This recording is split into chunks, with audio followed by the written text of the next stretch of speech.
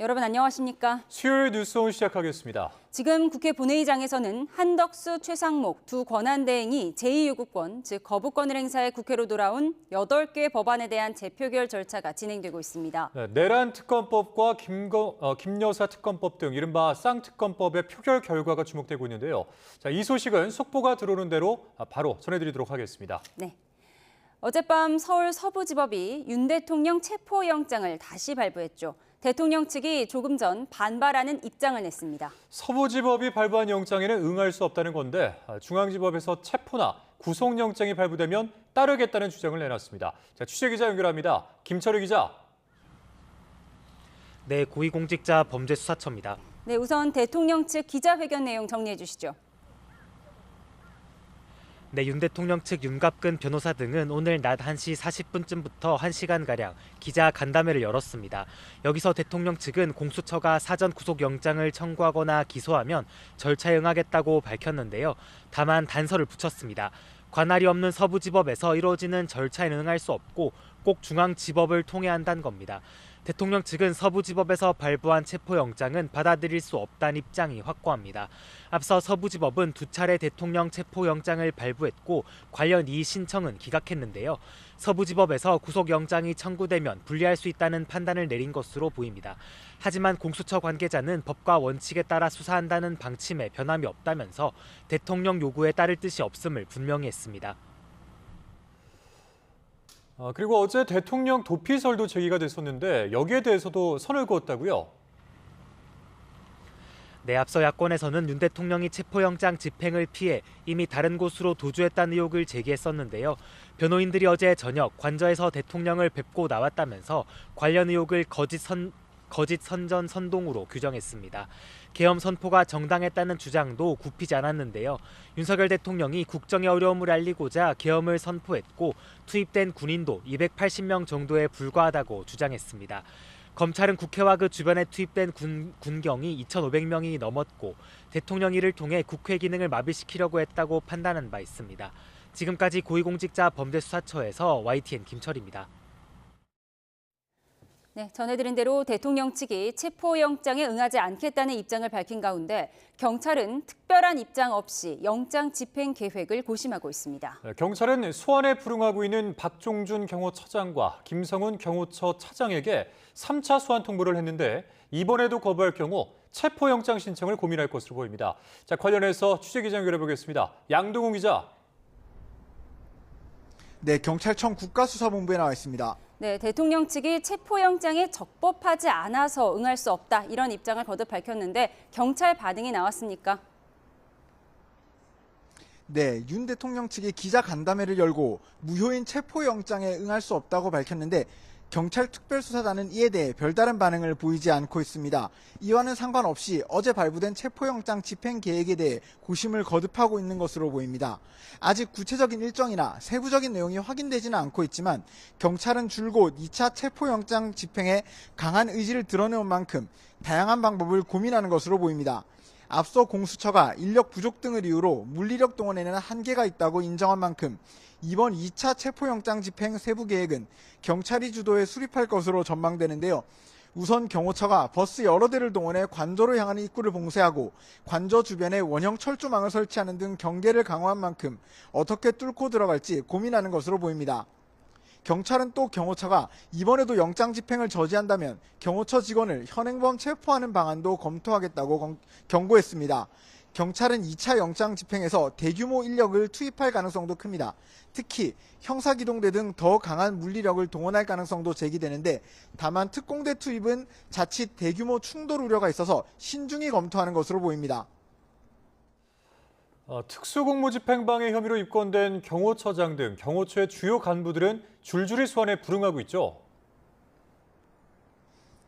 네, 경찰 특별수사단은 김성훈 경호처 차장이 오늘 오전 10시로 예정됐던 2차 소환 통보에 응하지 않았다고 밝혔습니다. 그러면서 오는 11일 오전 10시까지 출석하라고 3차 소환 요구서를 보냈다고 덧붙였습니다. 박종준 경호처장과 김 차장 등은 윤석열 대통령의 체포영장 집행을 방해한 특수공무집행 방해 혐의로 입건돼 있습니다. 박 처장도 2번의 소환 요구에 불응해 모레 10시까지 출석하라는 3차 소환 통보를 받은 상태입니다. 경호처는 엄중한 시국이라 관저를 비울 수 없다는 입장을 강조하고 있는데요. 박 처장과 김 차장 모두 3차 출석 요구에도 역시 응하지 않을 가능성이 제기되는데 경찰은 이 경우 두 사람에 대한 체포영장 신청에 나설 가능성이 커 보입니다. 지금까지 경찰청 국가수사본부에서 YTN 양동훈입니다. 윤 대통령에 대한 두 번째 체포영장이 발부되면서 서울 한남동 관저 앞 긴장감도 커지고 있습니다. 경호처의 경계가 삼엄해진 가운데 체포를 막으려는 지지자들이 관저 주변으로 모여들고 있습니다. 취재기자 연결해 보겠습니다. 유서연 기자. 네, 서울 한남동 대통령 관저 앞에 나와 있습니다. 네, 지금 어떤 집회들이 진행되고 있습니까? 네, 저는 관저 진입로 바로 앞에 서 있는데요. 이곳을 기점으로 양쪽으로 200m가량 떨어진 곳에서 탄핵 반대 집회가 열리고 있습니다. 밤새 관저 앞을 지킨 참가자들은 태극기와 성조기를 흔들며 탄핵은 무효라고 외치고 있습니다. 반대로 오전에는 문화예술인들이 대통령의 퇴진을 촉구하는 기자회견을 열었습니다. 체포를 촉구하는 집회 참가자들도 오후부터 관저 앞에 모이고 있는데요. 인파가 늘면서 찬반 집회 참가자 사이 충돌 우려도 나옵니다. 경찰은 계속되는 집회에 기동대를 배치해 상황에 대비하고 있습니다. 네, 관저 경계 상황도 짚어주시죠. 네, 관저 진입로 주변은 신분 확인과 통행 목적 확인을 거쳐 제한적으로 통행이 이루어지고 있습니다. 또 관저로 향하는 길목에는 대형 버스 여러 대가 주차돼 있어서 외부 시야가 차단된 상태입니다. 또 지난 3일 첫 영장 집행 시도 이후 경내 산길은 물론 진입로 가장자리 빈틈까지 원형 철조망이 촘촘하게 설치됐습니다. 관저 안 모습이 보이진 않지만 2차, 3차 저지선 경계도 강화됐을 것으로 추정됩니다. 윤 대통령 측은 영장이 무효라며 불응하겠다는 입장을 거듭 밝혔고 관저를 지키는 경호처도 영장 집행을 저지하겠다는 입장인 만큼 공수처가 2차 집행에 나서면 격한 대치가 예상됩니다. 지금까지 한남동 관저 앞에서 YTN 유서연입니다. 윤석열 대통령 체포영장 재집행이 초읽기에 들어가면서 여야 대치 전선도 가팔라지고 있습니다. 민주당은 공조수사본부를 향해 임전무퇴의 각오로 영장 집행에 나서라고 압박했고 국민의힘은 공조본이 사실상 야당과 내통하는 모습을 보이고 있다며 날을 세웠습니다. 국회에 연결하겠습니다. 임성재 기자. 네, 국회입니다. 네, 2차 영장 집행을 앞두고 민주당 입장부터 전해주시죠. 윤 대통령에 대한 조속한 체포영장 집행을 촉구하는 민주당은 이 공수처와 경찰을 향해 임전무퇴의 각오로 나서라고 요구했습니다. 지난 3일 윤 대통령 첫 체포 시도가 무산된 것을 상기시키며 이번에는 같은 모습을 보여서는 안 된다고 지적한 겁니다. 박찬대 원내대표는 최고위 회의에서 이 공조수사본부는 가용할 수 있는 인력과 장비를 총동원해 이 관저에서 윤 대통령을 끌어내야 한다고 강조했습니다. 관련 발언 들어보겠습니다. 관저에서 윤석열을 끌어내야 합니다. 무너진 공권력의 권위를 바로 세우고 누구든 죄를 지었으면 처벌받는다는 원칙을 확고하게 세워야 합니다. 대통령 경호처를 향해선 이 법 집행을 방해하는 모든 행위는 처벌받는다며 이 상관의 부당한 지시에 따르지 말고 이 영장 집행에 협조하라고 경고했습니다. 내란 수괴를 체포하는 것만이 국가 정상화를 이룰 수 있는 길이란 주장인데요. 이 당 관계자들은 YTN과 통화에서 이 현 정국의 유일한 탈출구는 윤 대통령 체포뿐이라며 이 같은 논리에 힘을 실었습니다. 이재명 대표는 국가 법질서 유지가 제1의 책무라고 할 수 있는 대통령 권한대행이 이 법 집행에 자신은 모르겠다고 하면 안 된다며 이 사실상 최상목 대행의 영장 집행 협조를 요구했습니다. 네, 국민의힘은 민주당이 수사기관과 내통하고 있다며 비판했는데 어떤 내용이죠? 국민의힘은 민주당과 수사기관이 사실상 불법 내통을 한 정황이 드러났다며 민주당과 경찰 국가수사본부를 싸잡아 비판했습니다. 이 당과 국수본 사이 메신저 역할을 했다는 SNS 글을 올린 이 경찰 출신 민주당 이상식 의원을 문제 삼은 겁니다. 권성동 원내대표는 의원총회에서 민주당이 사실상 국수본 수사를 지휘하고 있다며 이 체포영장 집행을 작당 모의했다면 중대한 헌법 위반이라고 꼬집었습니다. 관련 발언 들어보겠습니다. 민주당이 대놓고 국수본의 수사를 지휘하고 있다는 의미가 아니겠습니까? 이상식 의원은 여의도 황제 이재명의 지시를 경찰에 하다라는 연락책입니까? 신동욱 수석 대변인도 논평을 내고 이 국수본의 모습은 민주당 수사본부와 같다며 이 윤 대통령 체포 시도 행태가 사실상 민주당의 지시와 지침으로 이뤄진 것인지 밝히라고 요구했습니다. 이 당 지도부 차원은 아니지만 영장 집행이 다시 초읽기에 들어가면서 이 대통령 관저 앞으로 향하는 여당 의원들의 움직임도 주목되고 있습니다. 일단 오늘은 윤상현 의원이 다시 관저 앞을 찾은 거로 파악된 가운데 이 당내에선 이 같은 모습을 경계하는 기류도 읽힙니다.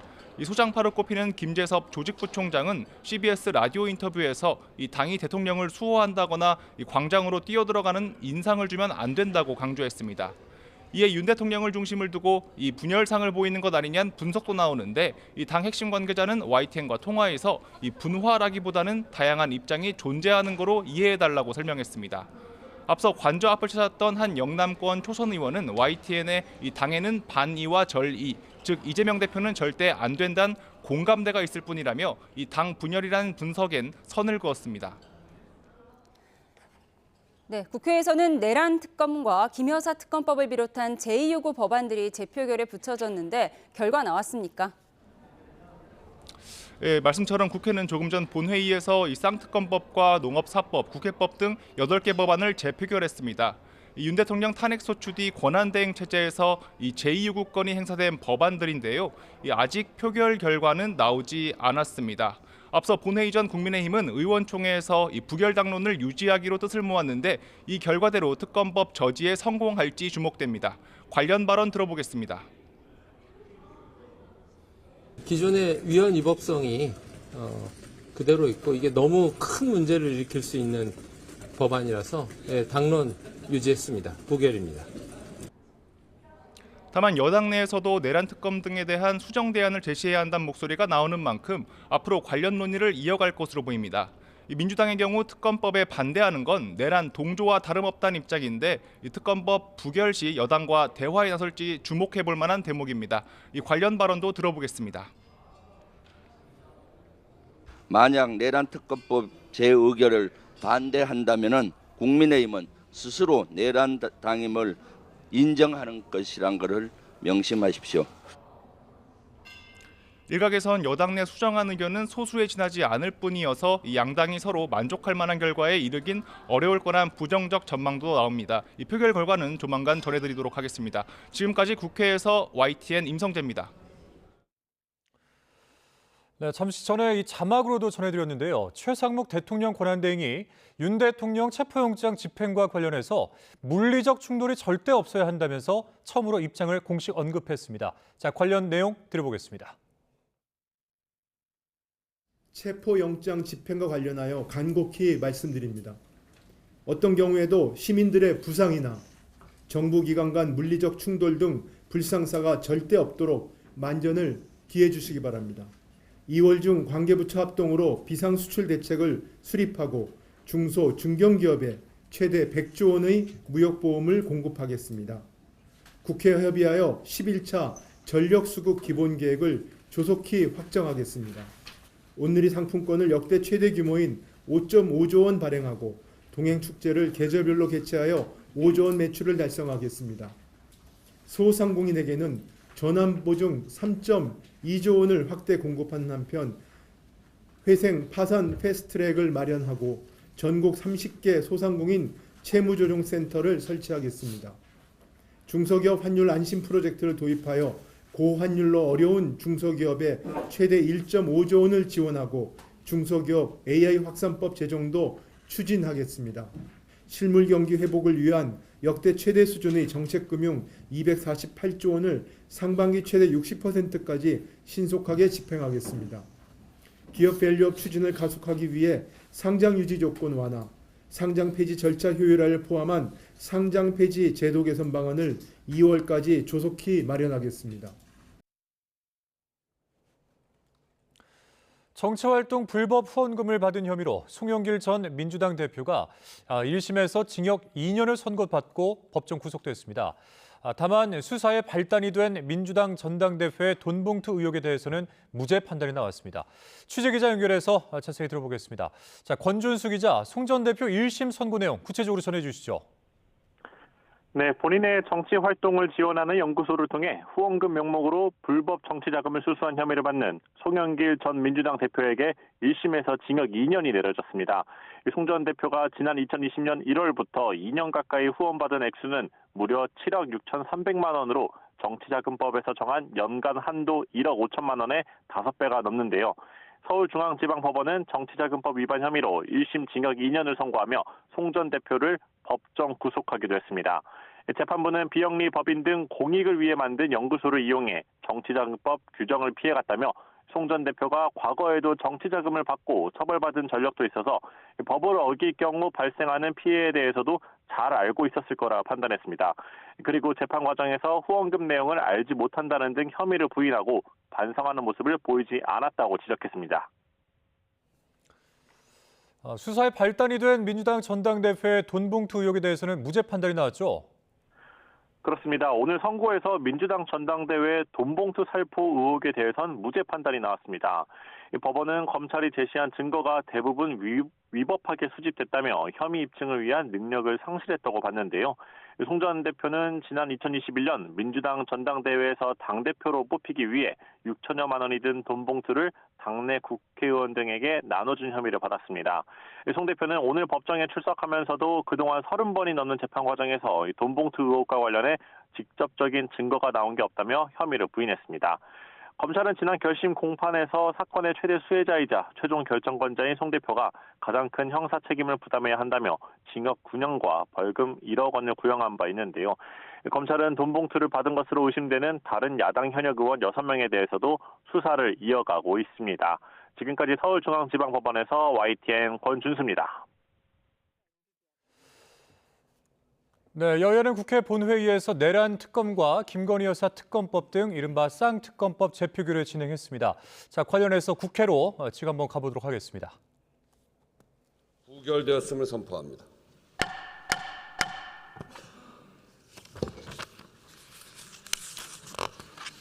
다음 농업재보험법 일부 개정 법률안 제2의 건은 총 투표수 300표 중 가 189표, 부 108표, 기권 1표, 무효 2표로서 부결되었음을 선포합니다.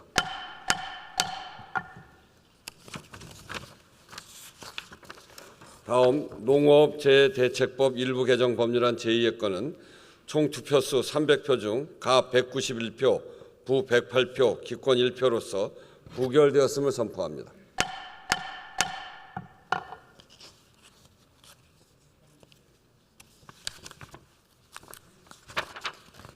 다음은 양곡관리법 일부 개정 법률안 제2의 건은 총 투표수 300표 중 가 187표, 부 107표, 기권 1표, 무효 5표로서 부결되었음을 선포합니다.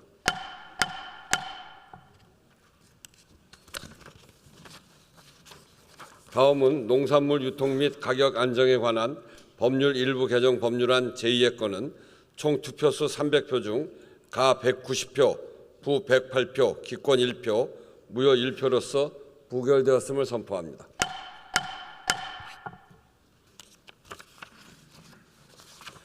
다음 윤석열 정부의 위헌적 비상계엄 선포를 통한 내란 행위 등의 진상규명을 위한 특별검사 임명 등에 관한 법률안 제2의 건은 총 투표수 300표 중 가 198표, 부 101표, 기권 1표로서 부결되었음을 선포합니다.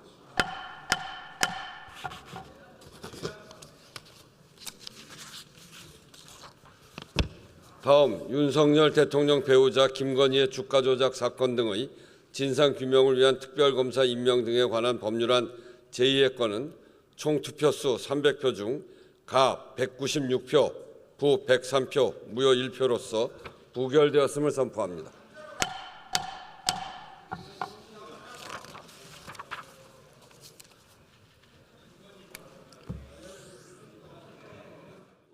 네, 내란 특검법과 김건희 여사 특검법이 부결돼서 최종 폐기됐음을 속보로 전해드립니다. 네, 오늘 국회 본회의장에는 두 권한대행이 거부권을 행사해서 국회로 돌아온 8개 법안에 대한 재표결이 진행됐는데요. 조금 전 내란 일반특검법과 김여사 특검법이 모두 부결돼서 최종 폐기됐습니다. 내란 일반특검법의 경우에는 찬성 198표, 반대 101표, 기권 1표였고요. 김여사 특검법의 경우에는 찬성 196표, 반대 103표였습니다. 내란 일반특검법의 경우 국민의힘에서 6명이 이탈을 했고요. 김여사 특검법은 4표가 이탈한 상황입니다. 다시 한번 전해드리겠습니다. 오늘 국회 본회의장에서는 대통령 권한대행 체제에서 제2요구권, 즉 거부권이 행사된 8개 법안들에 대한 재표결 절차가 진행이 됐고요. 농업사법 개정안 등 6개 법안을 포함해서 또 내란 일반특검법, 김여사 특검법 모두 부결됐음을 알려드립니다. 내란 일반특검법은 찬성이 198표, 반대 101표였고요. 김여사 특검법은 찬성 196표, 반대가 103표였습니다. 네, 국민의힘 의원 108명 가운데 몇 명이 이탈할 것이냐 이 부분이 관건이었는데요. 내란 일반특검법의 경우 6명이, 김여사 특검법의 경우에는 4표가 이탈했습니다. 이런 결과가 나왔고요. 네, 지금 본회의장의 모습을 보고 계십니다. 네, 우원식 국회의장이 조금 전 김여사 특검법과 내란 일반특검법의 표결 결과, 재표결 결과를 발표했습니다. 내란 일반특검법의 경우에는 12.3 비상계엄 사태와 관련한 의혹 일체를 특검하는 내용이었고요. 특검 후보자는 대통령이 포함되지 않은 교섭단체와 비교섭단체 중 다수당이 1명씩 추천하는 내용이었습니다. 김여사 특검법의 경우에는 도이치모터스 주가 조작, 명품 가방 수수, 명태균 사건 등 15가지 의혹이 수사 대상이었고요. 역시 야당 주도의 민주당과 비교섭단체 각각 1명씩 추천해 대통령이 임명하는 내용이었습니다. 이 두 특검 법안 지난달 10일, 즉 12월 12일에 야당 주도로 국회 본회의를 통과했지만 지난해 마지막 날에 최상목 권한대행이 거부권을 행사해 국회로 돌아왔습니다. 김여사 특검법은 앞서 야당 주도로 3차례 국회 본회의를 통과했지만 모두 윤 대통령의 거부권 행사로 국회 재표결을 해서 부결 폐기되기도 했었습니다. 네, 다시 한번 속보를 전해드립니다. 내란 특검법 찬성 198표, 반대 101표, 기권 1표로 부결돼서 최종 폐기됐습니다. 네, 내란 특검법과 김여사 특검법 모두 재표결 절차를 거쳐서 부결이 됐고요. 최종 폐기됐다는 속보를 지금 국회 본회의장의 모습과 함께 전해드렸습니다. 저희가 이 소식 두 분과 이야기를 나누어 보도록 하겠습니다. 네, 잠시 뒤에 저희가 두 전문가와 이야기를 나누어 보도록 하고요. 저희가 이 소식은 잠시 뒤에 이어가도록 하겠습니다. 다음 소식을 먼저 전해드리도록 하겠습니다. 삼성전자가 지난해 4분기에 영업 실적을 발표했습니다. 애초 8조 원대를 예상했던 증권가가 7조 원대로 전망치를 낮췄지만 이마저도 충족하지 못한 6조 5천억 원으로 잠정 집계됐습니다. 이런 가운데 엔디비아 CEO 젠슨 황은 삼성전자의 고대역폭 메모리를 여전히 테스트 중이라고 밝혔는데요. 취재기자 연결해 알아보겠습니다. 황혜경 기자, 먼저 삼성전자 4분기 실적부터 정리해 주시죠. 네, 삼성전자가 오늘 오전 금융감독원 전자공시 시스템을 통해 지난해 4분기 잠정 실적을 공시했는데요. 영업이익은 6조 5천억 원으로 지난 3분기 대비 29% 감소했습니다. 매출액도 75조로 3분기 대비 5.2% 하락했습니다. 앞서 증권사들은 모바일 업황 둔화와 메모리 공급 과잉, 반도체 수탁 생산을 뜻하는 파운드리 가동률 하락 등을 이유로 삼성 영업이익이 7조 원대에 이를 것으로 내다봤는데요. 이보다도 더 저조한 실적입니다. 이에 대해 삼성전자는 이례적으로 설명 자료를 내놨는데요. 먼저 메모리 사업은 기존 메모리 제품의 수요 약세 속에서 고용량 제품 판매 확대로 역대 최대 매출을 달성했지만 연구개발비가 늘고 생산 능력 확대를 위한 초기 비용이 증가해 결과적으로는 실적 감소로 나타났다는 설명입니다. 또 비메모리 부분에서는 모바일 등 수요가 부진한 가운데 가동률 하락과 연구개발비 증가로 실적이 떨어졌다고 밝혔는데요. 마케팅 비용이라든지 신제품 출시를 앞둔 비수기 등도 영향을 미친 것으로 삼성전자 측은 분석하고 있습니다. 네, 이런 가운데 엔디비아의 젠슨 황 최고 경영자가 삼성전자의 고대역폭 메모리에 대해서 언급했다고요. 네, 그렇습니다. 황 CEO는 세계 최대 가전 IT 전시회인 CES에서 열린 기자 간담회에서 삼성전자의 고대역폭 메모리 HBM에 대해 현재 테스트 중이고 성공할 거라 확신한다고 말했습니다. 마치 화요일 다음 날이 수요일이라고 확신할 수 있는 것처럼 삼성의 성공을 확신한다라는 말도 덧붙였는데요. 테스트 시간이 왜 이렇게 오래 걸리느냐는 질문에는 한국은 서둘러서 하려고 하지만 이 정도는 오래 걸리는 것은 아니라고 답했습니다. 그러면서 삼성은 새로운 설계를 해야 하고 할 수 있다면서 매우 빠르게 일하고 있고 헌신적이라고 강조하기도 했습니다. HBM은 여러 개의 D램을 수직으로 연결해 기존 D램보다 데이터 처리 속도를 끌어올린 고부가, 고성능 제품인데요. SK하이닉스는 엔비디아에 이미 납품하고 있지만 삼성전자는 테스트를 받는 중입니다. 앞서 황 CEO는 지난해 3월 엔비디아 연례 개발자 회의에서도 삼성전자의 HBM을 테스트 중이라고 했는데 10달 넘게 여전히 테스트 중인 셈입니다. 다만 이 같은 소식에도 불구하고 삼성전자의 주가는 외국인과 기관의 매수세가 유입되며 3% 이상 급등했습니다. 개장 초 외국인과 기관의 매도세에 1% 이상 하락한 채 출발했지만 외국인과 기관이 순매수로 전환하면서 상승폭이 커졌습니다. 지금까지 YTN 황혜경입니다.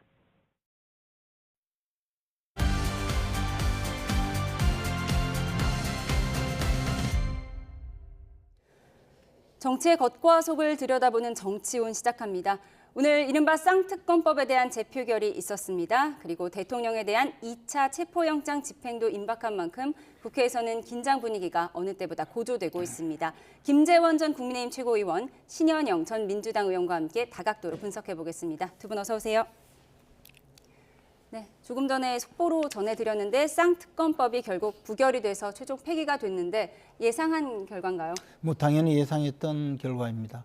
지난번에 이 법안이 그 국회에 제출되어서 표결할 때보다는 지금 재표결을 하면서 오히려 우리 국민의힘 쪽에서 좀 뭉친 그런 결과가 나왔는데요. 이탈표도 줄어들고 또 이 법안의 문제점은 오히려 부각되는 그런 상황이었고요. 특히 최근에 그 탄핵 과정을 거치고 또 윤석열 대통령의 체포 국면을 거치면서 이 상황에 대해서 조금 문제의식을 갖게 된 의원들이 좀 늘어났거든요. 그러다 보니까 아무래도 이탈표가 줄어든 결과가 나타난 것으로 보여집니다. 네, 신 의원께서도 예상하신 결과인가요? 오늘 국민의힘에서 부결을 여전히 당론으로 하고 있다라는 브리핑이 있었고 실제로 그렇게 했을 때 정말 소신파들이 얼마나 이 특검에 대해서 투표를 할 것이냐 궁금하기도 했었는데 지난번에 이 내란죄 특검법에 대해서 통과될 때는 195표였거든요. 근데 오늘의 표결에서는 198표로 사실 부결되긴 했지만 아깝게도 2표가 부족해서 내란 특검법이 지금은 통과되지 않은 상황입니다. 그렇지만 지난번보다 이 내란죄를 수사하는 여러 가지 동력들이 윤석열 대통령이 많이 방패를 하고 있고 대한민국의 국민들은 빨리 해결하라는 요구가 있기 때문에 일부 국민의힘 의원들이 그래도 특검법은 가야 되지 않느냐라는 면에서의 198표가 오늘 나온 거 아닌가라는 생각이 들고요.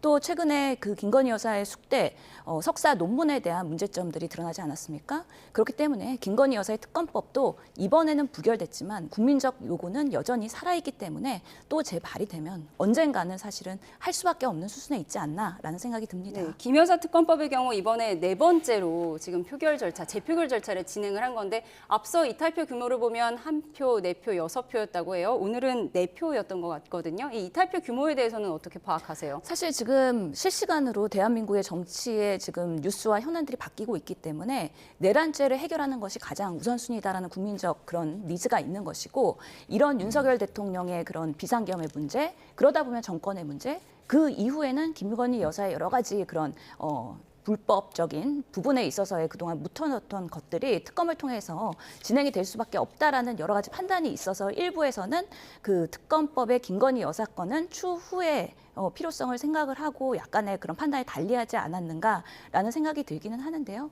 이번에 정권이 이렇게 정말 대한민국을 흔들 정도로 취약하고도 오히려 무도하다는 것들이 국민들의 생각이기 때문에 다음 새로운 정권이 나오거나 아니면 계속해서 이 문제가 해결되지 않으면 저는 계속해서 이 김건희 여사의 이슈는 죽는 것이 아니라 계속해서 쌓이고 쌓여서 더 큰 특검의 대상과 스코프로 진행이 되지 않을까 하는 걱정이 되긴 합니다. 네, 여당 내에서 특검이 필요하다는 목소리도 있는데 지금 발의된 특검법의 경우에는 특검 추천 권한도 야당에게 있고 그리고 사실상 여당 의원들 전반을 수사하겠다는 거 아니냐 이런 독소 조항이 있다는 비판이 있었거든요. 그럼 이제는 독소 조항을 빼고 수정안을 도출해야 하는 거 아니냐 이런 목소리가 더 커질 수도 있을 것 같아요.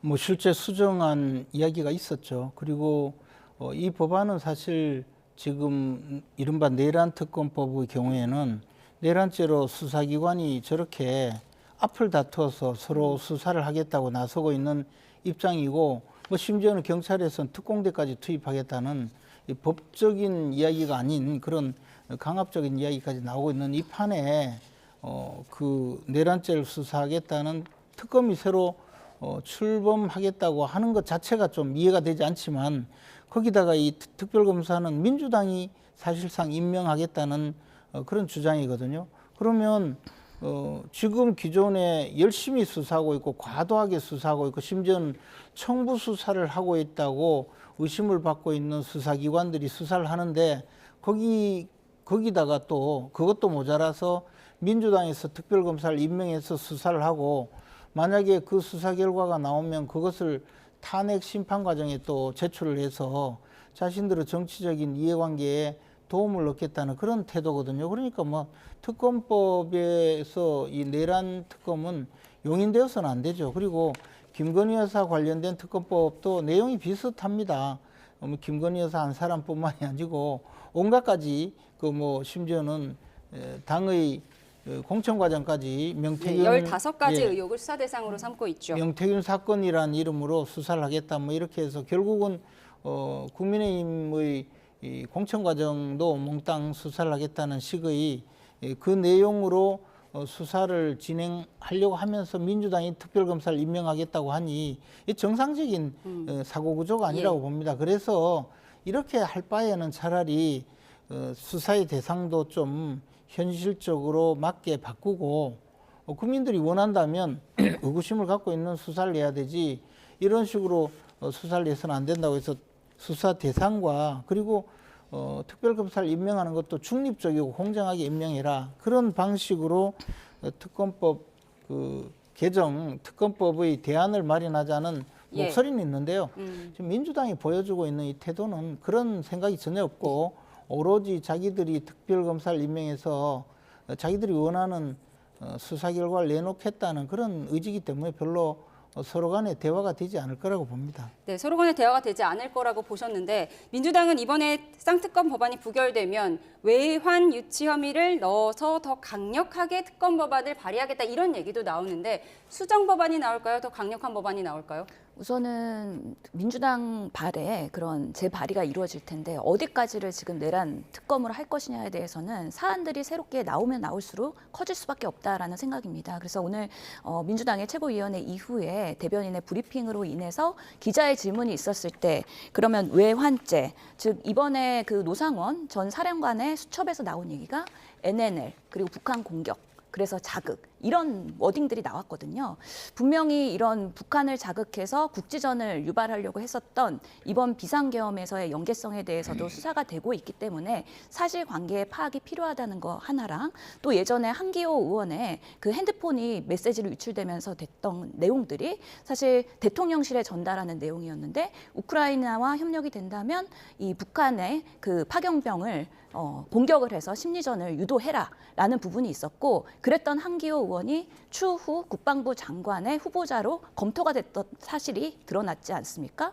분명히 이런 비상계엄에 있어서의 그런 윤석열 대통령의 그런 계획에 있어서는 북한의 외환죄 이런 부분까지 포함이 될 수 있는 여지가 있기 때문에 검토가 필요하다라는 민주당의 목소리가 있는 것이고요. 다만 민주당발 재발의가 되더라도 얼마든지 국민의힘에서도 내부에서 일부의 특검법이 필요하다는 목소리가 있기 때문에 수정안이 논의가 될 여지가 있다고 저는 생각합니다. 지금이라도. 특검 추천 권한을 양보하실 수도 있어요, 여당 쪽에? 지금 보면은 이번 내란 특검법에도 특검 추천에 대한 부분은 법원 행정처장 그리고 변호사협회, 한국법학교수협회에서 추천하는 걸 되어 있습니다. 그럼에도 불구하고 만약에 국민의힘에서 특검이 필요하다. 그래서 제3자 추천을 조금 더 독립적으로 공정하게 하자라고 하면은 민주당도 당연히 소통을 하고 특검이 같이 여야 협의로 될 수 있는 방향으로 저는 논의가 필요하다고 생각하고요. 그런 문은 항상 열려져 있다. 다만 국민의힘은 특검법을 발의할 것처럼 그동안 여러 번 얘기했지만 한 번도 제대로 발의한 적이 없기 때문에 과연 국민의힘이 원하는 특검안이 무엇이냐 우선은 발의를 하고서는 소통을 해야 된다라는 면에서 국민의힘의 진정성을 지금 의심하고 있는 것이죠. 진정성만 있으면 무조건 더 센 법안을 낼 게 아니라 민주당도 수정안을 낼 수 있다라고 말씀해 주셨습니다. 네. 그런가 하면 어제 법원이 윤석열 대통령에 대한 체포영장을 재발부했습니다. 공조수사본부는 이제 2차 영장 집행을 준비하고 있는데요. 체포영장 재집행 여부를 두고 여야 모두 촉각을 곤두세우고 있습니다. 여야 목소리 듣고 와서 대담 이어가겠습니다.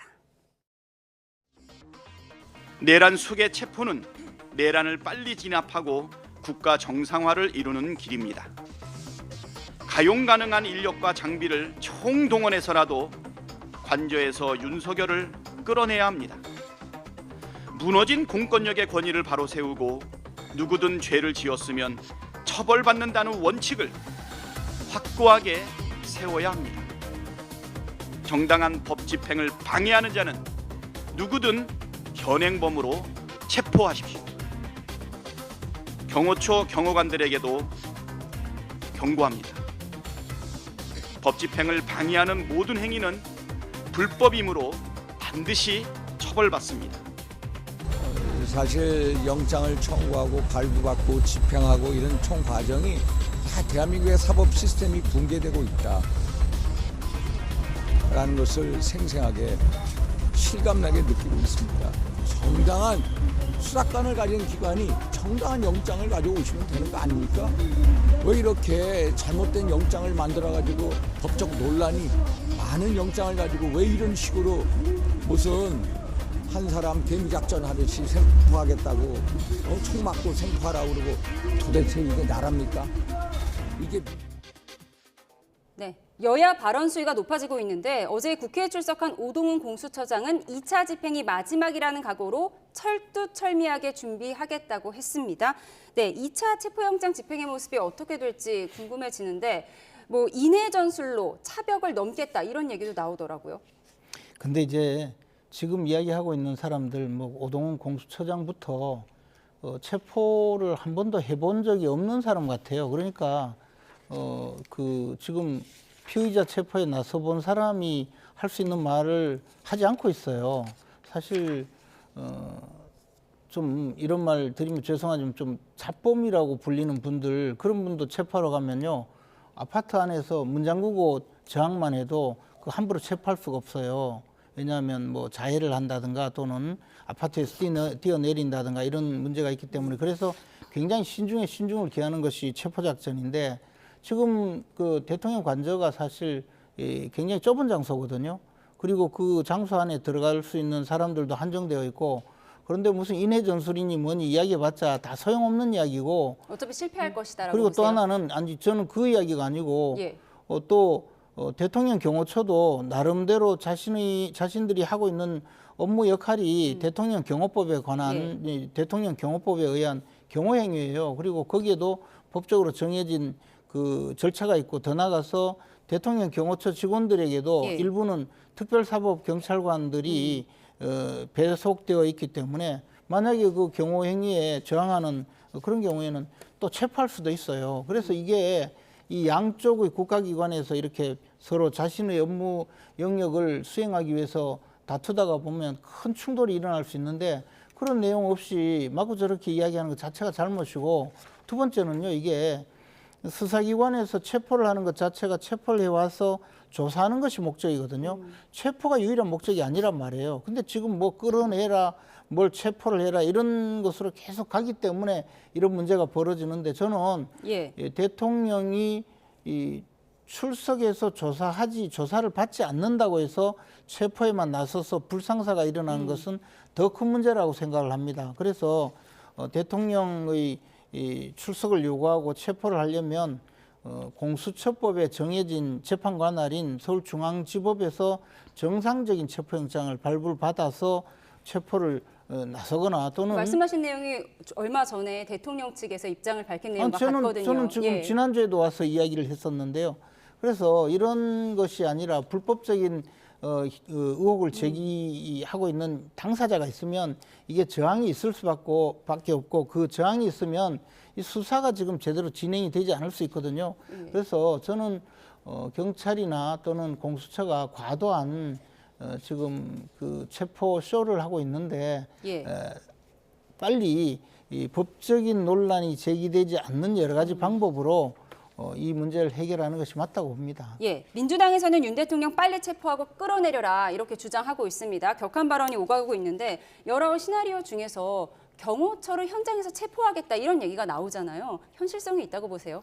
실제로 지금 경찰에서는 경호처 부장급 이상에 대해서는 현장 체포를 하는 것을 검토하는 걸로. 지휘부를 먼저 체포해서 마비시켜버리겠다 경호 체계를 이런 얘기잖아요. 예, 언론에서도 이미 보도가 된 것으로 알고 있는데 경호처장과 그리고 차장 지금 뭐 이미 소환 조사가 요청이 됐는데도 사실 불복하고 있는 상황이지 않습니까? 전혀 지금 윤석열 대통령도 1차 소환, 2차 소환, 3차 소환에 응하지 않았고 불법을 저질렀음에도 불구하고 대한민국 국민으로서 제대로 수사받지 않는 이 사법체계를 완전히 망가뜨리고 마비시키는 이런 모습을 보이고 있기 때문에 할 수 있는 수단과 방법을 이제는 가릴 수밖에 없다라는 판단 하에서 사실은 서부지법에서 체포영장을 2번이나 발급할 수 있었다라는 것이고 이것에 응하는 것이 국민의힘과 그리고 윤석열 측의 그런 올바른 국민들한테 보이는 정치적 태도라고 저는 생각을 합니다. 그러면서 이번에 공수처는 사실은 여러 가지 경험 부족으로 인해서 1차에서 실패했지만 경찰과 공조를 하면서 공조본에서 경찰 중심으로 이번에는 체포 시도가 이루어질 수밖에 없다고 생각을 하고요. 특히 경찰 특공제가 투입이 되거나 아니면 헬기 뭐 여러 가지 방식으로라도 인해 전술을 하더라도 사실은 현장에서 체포를 하면서까지 관저 안으로 들어가는 시도를 할 수밖에 없을 것이다. 지금 1차에서 실패하고 나서 이제 완전히 요새화되면서 2차는 더 어려워진 상황이지 않습니까? 정말 관저 안으로 꽁꽁 숨어가는 대한민국의 대통령을 국민들과 세계의 국가들은 어떻게 평가를 할 것이며 또 한편으로는 지금 관저에서 사라지는 도주의 우려도 지금 얘기가 되고 있는데요. 정말 국민들한테 꼼꼼 숨는 윤석열 대통령의 모습은 후보 당시에 본인은 숨지 않겠다라고 했던 거에 180도의 다른 면모이기 때문에 상당히 실망스럽고 더 이상 국민으로서는 이제 탄핵의 그런 심리적 탄핵은 당한 만큼 법 앞에 당당하게 본인의 모습을 보여주는 게 제대로 된 도리가 아닐까라는 생각을 합니다. 도주 이야기하셨는데 지금 헬기 이야기를 하는데 저는 정상적인 경찰이 아닌 것 같아요. 저런 이야기 하는 거 보면. 왜냐하면 대통령 관저 일대가 그 항공 관제구역으로 되어 있거든요. 그러면 자동적으로 예를 들어 무기가 사용될 수 있는데 어떻게 그런 말을 하는지도 모르겠고 경찰 특공대는 테러 부대거든요. 대테러 부대이기 때문에 이러한 현장에 투입될 수 없는 설립 근거예요. 근데 아무리 제가 좀 적극적으로 이해를 해주려고 해도 지금 이게 테러 사건이 아니지 않습니까? 그런데 테러 부대를 동원한다고 하면 이것도 과잉 수사인데 과연 특공대원들이 영장을 집행할 그런 사법 경찰권이 있는지도 의문이고 그래서 경찰에서는 체포에 굉장히 특화된 형사 기동대를 보내겠다. 저는 그런 건 이해를 합니다. 이게 지금 나오는 수많은 이야기가 체포 현장을 한번 겪어보지 못한 사람들이 마구 떠드니까 저런 황당한 이야기를 하고 있거든요. 그리고 지금 대통령이 무슨 도피했다 이런 식으로 마구 이야기도 나오고 있는 것 같은데 그거조차 제보라고 하는데 대통령실에는 아니라고 하잖아요. 그 내용에 대한 인터뷰가 준비되어 있으니까 저희가 먼저 듣겠습니다. 민주당은 윤 대통령이 이미 도주했다는 제보들이 있다 이렇게 주장을 하고 있고요. 이와 관련해서 윤 대통령 측의 반박도 나왔는데요. 안규백 의원에 이어 윤갑근 변호사의 목소리 듣고 대담 이어가겠습니다. 제가 드린 정보로는 이미 용산을 빠져나와서 제3의 장소에 도피해 있다 이렇게 듣고 있습니다. 아마도 이미 한남동 대통령 관제를 떠나서 제3의 장소에 있지 않냐 이런 판단을 해봅니다. 근데 아마 경찰에서도 그런 비슷한 소재 파악을 하고 있다라는 얘기를 어제 들은 바가 있어요.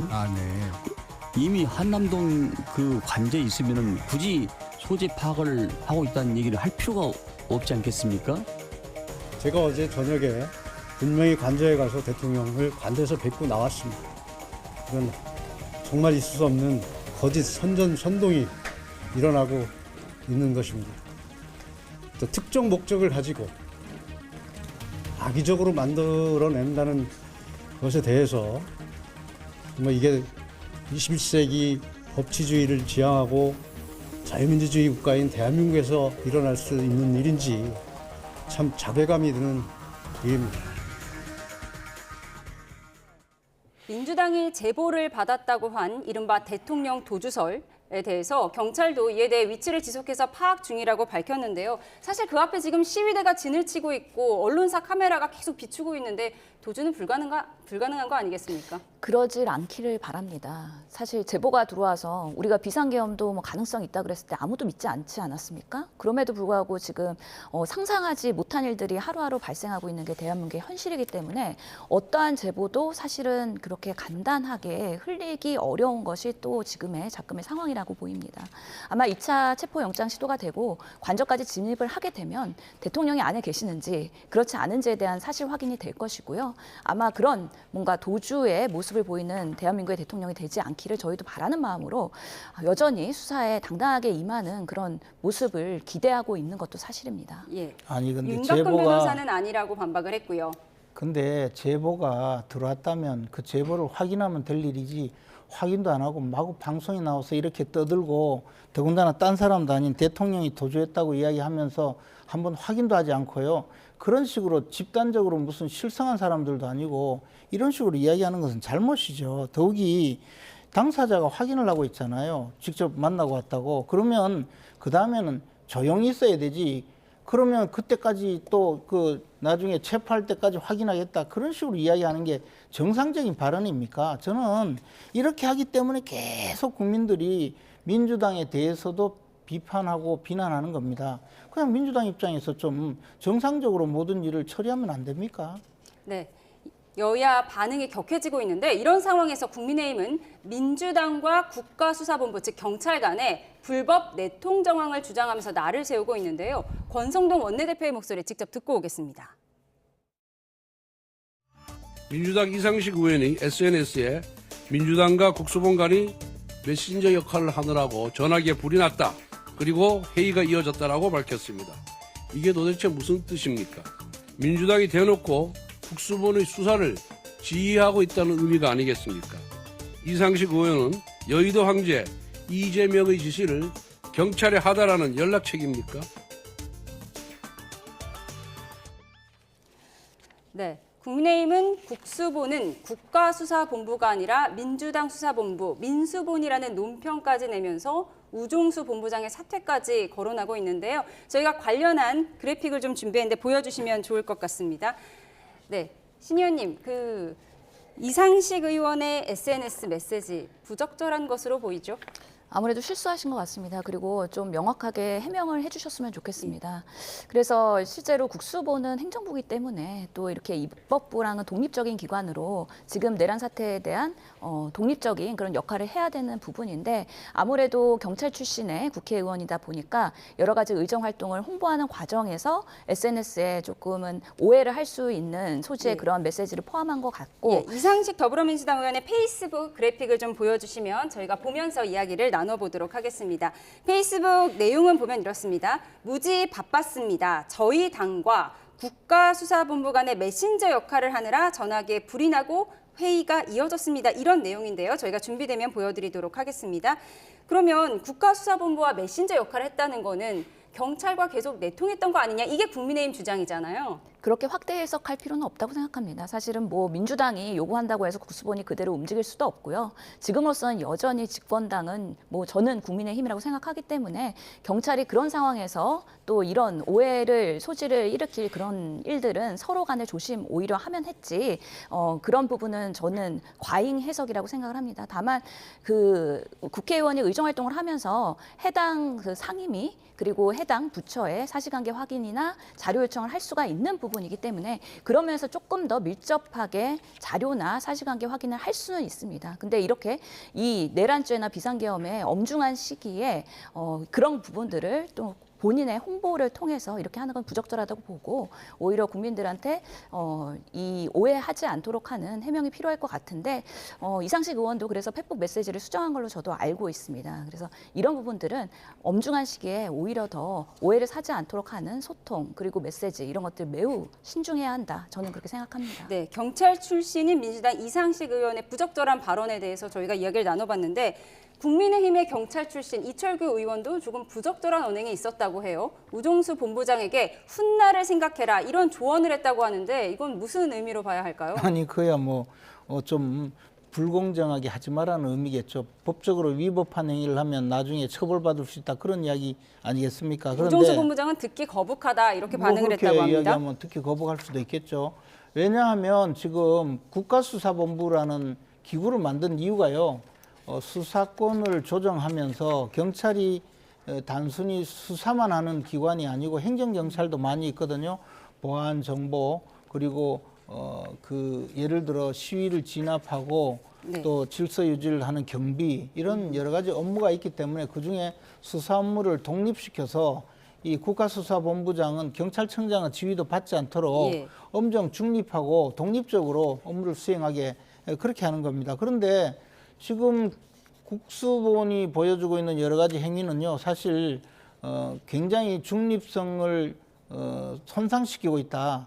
뭔가 편향된 수사를 하고 있다. 이런 모습을 보여주고 있어서 굉장히 의혹을 많이 사고 있었거든요. 예. 특히 국민의힘 측에서는 그런 문제 제기를 많이 하고 있었거든요. 예. 그런 과정에서 경찰 출신인 이상식 의원이 당과 국수본 사이에 메신저 역할을 했다고 하고 예. 전화기가 불났다고 하니까 저런 통로를 통해서 지금 민주당 요구를 받아서 청부 수사를 하고 있었구나라고 의심을 받고 있는 거죠. 그러면 이 상황은 그냥 이렇게 넘어갈 상황이 아니고 지금 그 국수본의 담당자 누구와 이상식 의원이 계속 통하면서 전화기에 불이 났는지 확인을 해야 됩니다. 네. 그리고 그 과정에 수사기밀이라는 것이 굉장히 많이 있지 않습니까? 지금 당장에 체포영장이 발부가 되었는데 집행기간이 언제부터 언제까지냐 이런 것도 다 비밀에 붙이고 있잖아요. 이런 내용이 바로 수사기밀이거든요. 예. 이것을 예를 들어 알려줬다고 해도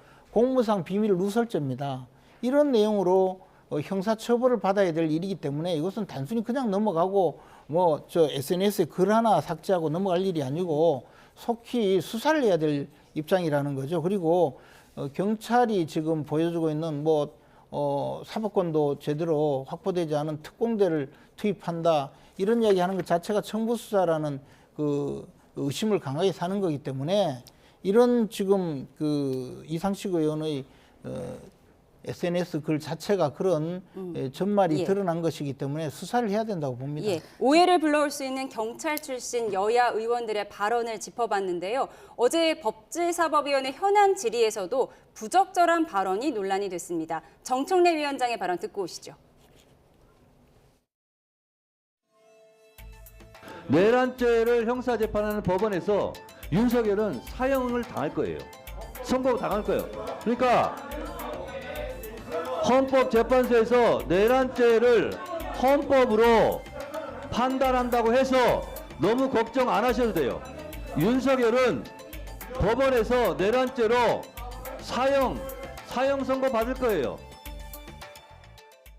네, 정청래 법제사법위원장이 대통령이 사형을 당할 것이다, 사형 선고를 받을 것이다 라는 말을 해서 논란이 됐는데 저 발언을 자세히 들여다보면 내란죄를 헌법재판에서 빼도 대통령은 탄핵이 될 것이고 사형 선고를 받을 것이기 때문에 국민의힘 의원들에게 보복하지 않을 거다. 그러니까 걱정하지 말아라. 이런 의미 같아요. 비유적인 표현이긴 하지만 좀 극단적인 단어를 썼잖아요.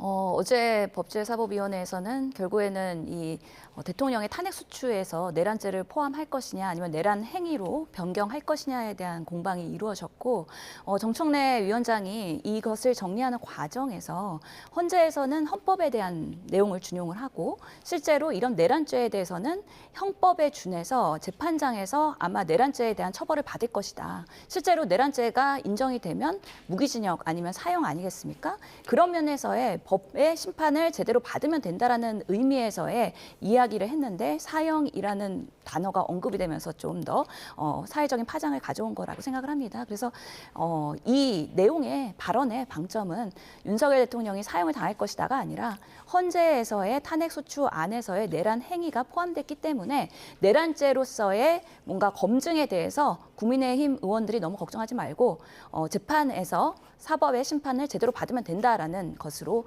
해석이 되고 이해해 주시면 좋을 것 같습니다. 예, 반박 있으십니까? 김재섭 의원은 왜 입으로 배설하냐 이렇게 반박하기도 했는데요. 짧게 반박 듣겠습니다. 지금 아무리 미사역으로 좀 완화시키고 변명을 해준다고 해도 그냥 이성을 잃은 이야기죠. 집단적으로 실성한 것 같아요. 지금 이재명 대표의 재판 날짜도 정해지고 하니까 어떻게든 빨리 탄핵 심판을 거쳐서 이재명 대표 교도소 가기 전에 대선을 치러야 된다는 강박관념이 너무 있다 보니까 저런 이야기까지 하는데 좀 이성을 되찾았으면 좋겠습니다. 예, 알겠습니다. 오늘 거부권 행사로 국회로 돌아온 김여사 특검법과 내란 특검법의 부결 소식까지 다 함께 짚어봤습니다. 지금까지 정치온 김재원 전 국민의힘 최고위원, 신현영 전 더불어민주당 의원과 함께했습니다. 두 분 말씀 고맙습니다.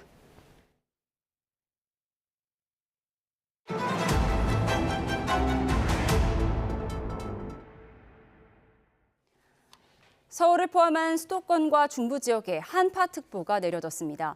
내일 아침 서울 기온은 영하 12도까지 떨어질 전망인데 강풍이 불면서 체감 온도는 더 낮을 것으로 보입니다. 취재기자 연결해 자세히 알아보겠습니다. 전준영 기자, 서울에도 한파주의보가 내려졌다고요? 네, 올겨울 서울에 내려진 첫 한파특보입니다. 내일과 모레 이틀 연속으로 아침 기온이 영하 12도 아래로 떨어질 것으로 예상되면서 오늘 밤 9시를 기준으로 한파주의보가 발령됐습니다. 최근 예년보다 높은 기온이 유지되면서 서울엔 강한 추위가 없었는데 사실상 올겨울 가장 강력한 한파가 찾아오는 셈입니다. 특히 바람이 강하게 불면서 실제 기온보다 날씨가 훨씬 더 춥게 느껴지실 텐데요. 기상청은 오늘 서울 등 수도권을 중심으로 체감온도가 영하 5도에서 영하 10도 사이를 오르내리다가 내일 아침엔 영하 20도 안팎까지 뚝 떨어질 것으로 내다봤습니다. 게다가 내일은 한낮에도 체감온도가 영하 15도 안팎에 머물 것으로 보여 온종일 추위가 맹위를 떨치겠습니다. 현재 서울뿐 아니라 중부 전역으로 한파주의보가 확대됐습니다. 영하 15도 이하로 내려가면 발령되는 한파경보도 강원 북부에서 강원 전 지역과 경기 북동부, 충북, 경북 북부 지역으로 확대됐습니다. 기상청은 이번 한파가 오늘 주말 오전까지 길게 이어지겠다면서 결빙과 동파 사고에 대비해달라고 당부했습니다. 네, 호남과 충청 지역에는 눈 상황도 비상인데요. 한동안 폭설이 계속된다고요? 네, 서해안을 중심으로 적어도 이틀 정도는 눈이 더 내릴 것으로 보입니다. 현재 충남 서해안과 전북, 경남 지방을 중심으로 대설주의보가 내려져 있고 그 밖에 호남 내륙에는 대설 예비특보가 발효 중입니다. 밤사이 또 한 차례 찬 공기가 서해를 지나면서 눈구름이 강하게 발달해 서해안과 전북 등 곳곳에 많은 눈을 뿌릴 것으로 보입니다. 금요일인 모레까지 20-30cm 정도 눈이 더 내릴 거로 보이는데 시간당 3에서 5cm의 강한 눈이 쏟아지는 곳도 있는 만큼 시설물 피해 예방에 주의를 기울여야 합니다. 지금까지 과학기상부에서 YTN 전준영입니다. 전북 지역을 중심으로 많은 눈이 내리고 있고 앞으로도 더 내린다고 합니다. 충남 서해안에도 폭설과 한파가 닥쳤습니다. 윤지아 기자가 보도합니다. 꽁꽁 얼어붙은 도로 위를 조심스레 걷는 사람들. 밤새 내린 눈에 차도도 빙판길로 변했습니다. 행여나 사고라도 날까 앞차와의 거리를 넉넉히 두는 모습. 날씨가 너무 춥고 지금 눈도 많이 내려가지고 지금 대중교통 이런 것도 너무 느리고 되게 혼잡하고 그래서 지금 좀 많이 힘든 것 같아요. 전북 전역에 내려진 대설주의보. 시간당 3에서 5cm의 강하고 많은 눈이 내리자 기상청은 시설물 등이 무너지지 않도록 주의를 기울여야 한다고 당부했습니다. 밤사이 내린 눈으로 온 세상이 하얗게 변했는데요.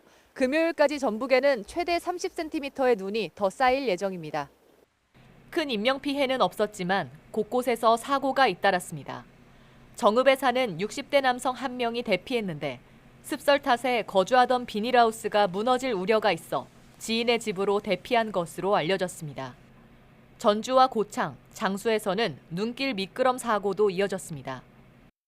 충남 서해안에도 많은 눈이 내렸습니다. 이곳에도 금요일까지 최고 20cm의 눈이 쌓일 것으로 기상청은 내다봤습니다. 처음에 올해는 이렇게 온제가 또 잘못은 잤지만 굉장히 곤란해서 우리 집 앞에 친구 옆에도 지어주는 거예요. 폭설과 함께 반갑지 않은 손님, 한파도 찾아왔습니다. 최저기온이 영하 10도 안팎까지 떨어질 전망인데 바람도 강하게 불어 체감온도는 더 낮을 것으로 보여 동상과 동파에 유의해야 합니다. YTN 윤지아입니다. 오늘 오전 11시 반쯤 충남 서천군 화양면의 교차로에서 고속도로 제설을 마치고 나오던 제설차가 옆으로 넘어졌습니다. 이 사고로 60대 운전자가 다쳐 병원으로 이송되고 신호등이 설치된 전신주가 쓰러져 한때 교통 혼잡이 빚어지기도 했습니다. 경찰은 제설차가 우회전하다 실려있던 모래가 한쪽으로 쏠려 무게 중심을 잃고 넘어진 것으로 보고 있습니다. 오늘 오전 11시 반쯤 대전시 용계동의 도로에서 경차가 눈길에 미끄러졌습니다. 다친 사람은 없지만 차가 언덕 준턱까지 미끄러져 현장에 출동한 경찰과 소방당국이 견인 작업을 벌였습니다. 국민의힘과 정부는 설 연휴 직전 월요일인 오는 27일을 임시 공휴일로 지정하기로 했습니다. 엿새 연휴로 내수 경기 진작을 도모한다는 계획인데 설 연휴가 끝난 금요일인 31일 이 하루 휴가를 내면 최장 9일의 황금 연휴까지 가능해집니다. 박광혁 기자입니다. 최상욱 대행체제 아래 진행된 첫 고위당정 협의회는 탄핵 정국 경제 혼란 최소화에 방점이 찍혔습니다. 먼저 당정은 이달 27일 임시공휴일 지정 카드를 꺼내들었습니다. 내수부진 장기화 속 비상계엄 사태 등 여러 악재로 위축된 소비심리 반등과 관광산업 활성화 등을 이유로 꼽았습니다. 내수 경기 진작과 관광 활성화 등의 긍정적 효과가 클 것으로 예상하고 있고 국민께 휴식의 기회를 확대 제공하면서 삶의 질 개선에도 역할을 할 수 있을 것으로. 이달 28일부터 30일까지인 설 연휴, 월요일인 27일을 임시공휴일로 지정하면 직전 주말부터 엿새 연휴가 만들어집니다. 여기에 31일 하루 휴가를 내면 최장 9일의 황금 연휴까지 가능하다는 겁니다. 당정은 트럼프 2기 행정부 출범에 따른 보호무역 강화와 이로 인한 미중 갈등 가속화 등 대외경제 불확실성과 관련한 대응책도 논의했습니다. 10조 원 규모의 공급망 기금 가동과 대미 소통 창구 확대, 매주 열릴 대외경제 현안 간담회 등으로 신속하고 효율적인 대처에 집중하기로 뜻을 모았습니다. 관세 인상, IRA 폐지 등 주요 쟁점별 대응 전략을 수립하고 수출, 투자, 공급망도 다변화하겠습니다. 계엄 사태 등에 따른 금융시장 혼란 최소화 노력 방안도 거론됐습니다. 정부는 F4 회의체 가동으로 채권 단기자금 시장 안정화를 꾀하고 국회는 반도체 특별법과 자본시장법 개정 등 입법 지원에 속도를 낸다는 계획입니다. 정치적 혼란이 경제와 행정으로 옮겨붙지 않도록 하는 것이 무엇보다 중요합니다. 일상적이거나 필수적인 인사 등을 정상적으로 추진해 주시기 바랍니다. 당정은 설 명절 성수품의 원활한 수급과 가격 안정 관련 대책 등도 곧 발표할 예정입니다. YTN 박광렬입니다. 네, 설날이 3주 앞으로 다가오면서 명절 기차표 예매가 시작됐습니다. 자, 매년 그렇듯 이른 아침부터 클릭 전쟁이 벌어졌는데요. 오늘은 KTX 경부선 등 일부 노선표가 열렸는데 한때 접속 대기자가 4만 명에 육박했다, 이런 인증 사진이 올라오기도 했습니다. 자, 먼저 KTX와 SRT의 예매 일정을 살펴보도록 하겠습니다. KTX 등의 코레일은 그제와 어제 경로, 장애인, 국가유공자를 대상으로 예매가 이루어졌고요. 내일은 마지막 날로 오전 7시부터 오후 1시까지 호남, 전라, 강릉 등의 노선에 대해서 진행이 됩니다. SRT 서울 승차권 예매도 13일부터 14일까지는 경로, 장애인 우선 예매가 이루어지고요. 일반 예매는 15일부터 살 수 있으니 잊지 말고 여러분들 꼭 챙기시면 좋을 것 같습니다. 공교롭게도 본격적인 설 기차표 판매가 시작된 오늘 국민의힘과 정부가 앞서 리포트에서 전해드렸던 것처럼 깜짝 임시 공휴일을 지정하겠다, 이렇게 발표를 했죠. 관련해서 누리꾼 반응은 엇갈리고 있습니다. 하나씩 살펴보도록 하겠습니다. 자, 황금 연휴의 마지막 조각이 맞춰졌다며 반기는 사람도 물론 있는데 일정 조율할 수 있게 미리미리 계획할 수는 없었느냐면서 볼멘 소리도 나오고 있습니다. 귀경길 교통체증 막으려면은 27일보다는 차라리 31일이 낫지 않겠느냐 이런 의견도 있었고요. 자영업자들은 연휴가 길면 되레 장사가 안 된다면서 눈앞이 깜깜하다 한숨을 내쉬기도 했습니다. 대통령에 대한 두 번째 체포영장이 발부되면서 대통령 관저 앞의 집회 분위기 다시 고조되고 있습니다. 경호처의 경계도 더욱 삼엄해졌는데요. 취재기자 연결해 알아보겠습니다. 유서연 기자. 네, 서울 한남동 대통령 관저 앞에 나와 있습니다. 네, 관저 인근 집회 시작됐습니까? 네, 그렇습니다. 저는 관저 진입로 바로 앞에 서 있는데요. 이곳을 기점으로 양쪽으로 200m가량 떨어진 곳에서 탄핵 반대 집회가 열리고 있습니다. 밤새 관저 앞을 지킨 참가자들은 태극기와 성조기를 흔들며 탄핵은 무효라고 외치고 있습니다. 반대로 오전에는 문화예술인들이 대통령의 퇴진을 촉구하는 기자회견을 열었습니다. 체포를 촉구하는 집회 참가자들도 오후부터 관저 앞에 모이고 있는데요. 인파가 늘면서 찬반 집회 참가자 사이 충돌 우려도 나옵니다. 경찰은 계속되는 집회에 기동대를 배치해 상황에 대비하고 있습니다. 네, 관저 경계는 더 삼엄해진 거죠? 네, 관저 진입로 주변은 통행 목적 확인을 거쳐 제한적으로 통행이 이루어지고 있습니다. 또 관저로 향하는 길목에는 대형 버스가 여러 대 세워져 있어서 외부에서 시야가 차단된 상황입니다. 또 지난 3일 첫 영장 집행 시도 이후 경내 산길은 물론 진입로 가장자리 빈틈까지 원형 철조망이 촘촘하게 설치됐습니다. 관저한 모습이 보이진 않지만 2차, 3차 저지선 경계도 강화됐을 것으로 추정됩니다.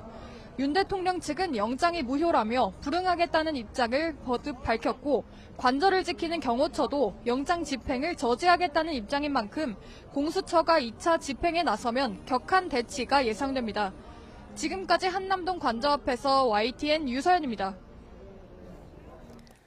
네, 전해드린 것처럼 대통령 체포영장이 다시 발부되면서 언제 재집행할지 관심이 쏠리고 있습니다.